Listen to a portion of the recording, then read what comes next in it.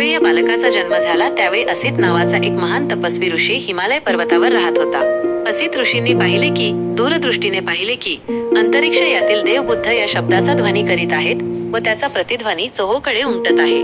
त्याने पाहिले की ते आपल्या वस्त्रभूषणे मिरवीत इकडे तिकडे हर्षभराने फिरत आहेत. त्याने विचार केला की ज्या ठिकाणी बुद्धांनी जन्म घेतला आहे तेथे मी का जाऊ नये. त्याने आपल्या दिव्य दृष्टीने सर्व जम्बूद्वीपाचे निरीक्षण केले. तेव्हा शुद्धोधनाच्या गृही तळपणारे एक दिव्य बालक जन्माला आले असून त्यामुळे अंतरिक्ष यातील सर्व देव हर्षनिर्भर झाले आहेत असे त्याला दिसले.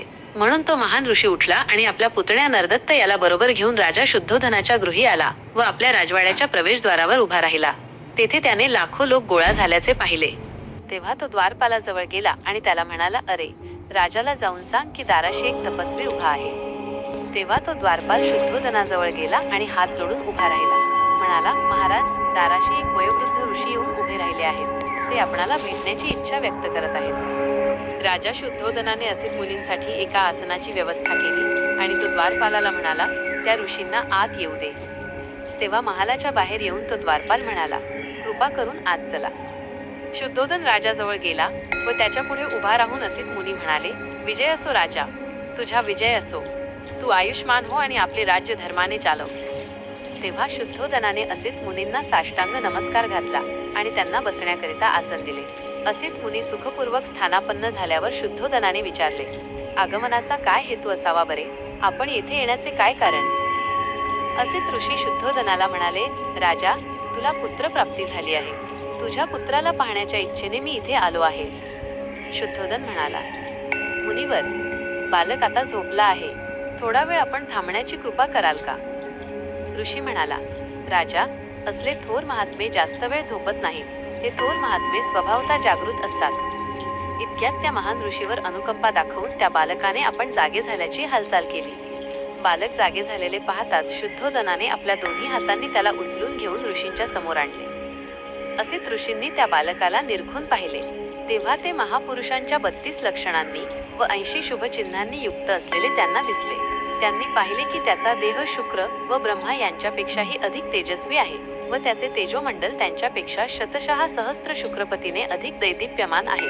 असित मुनींच्या मुखातून त्वरित उद्गार निघाले, निसंदेह या पृथ्वी तलावर हा अलौकिक पुरुष अवतरला आहे. असे म्हणून असित मुनी आपल्या आसनावरून उठले व आपले दोन्ही हात जोडून त्यांनी त्या बालकाला साष्टांग नमस्कार घातला. त्यांनी बालकाभोवती प्रदक्षिणा घातली आणि त्याला आपल्या हातात घेऊन ध्यानमग्न स्थितीत उभे राहिले.